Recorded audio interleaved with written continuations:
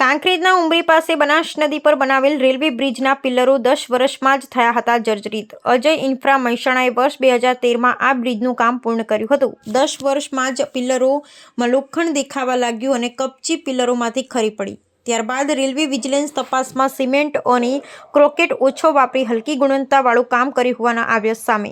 Ajay infra Mehsana દ્વારા હાલ તો આ રેલવે બ્રિજને સમારકામ કરી દેવામાં આવ્યું છે, પરંતુ હાલમાં આ ભૂલને નબળાઈના કારણે અહીંથી ટ્રેન 10ની સ્પીડમાં પસાર કરવામાં આવી રહી છે અને સંકટ ટોળાઈ રહ્યું છે.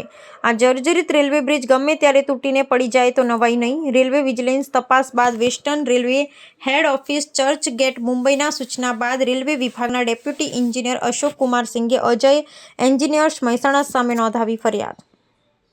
કાંકરેજ તાલુકાના ઉમરીમાં બનાસ નદીમાં રેલવેનો પુલ બનાવવામાં આવેલો છે.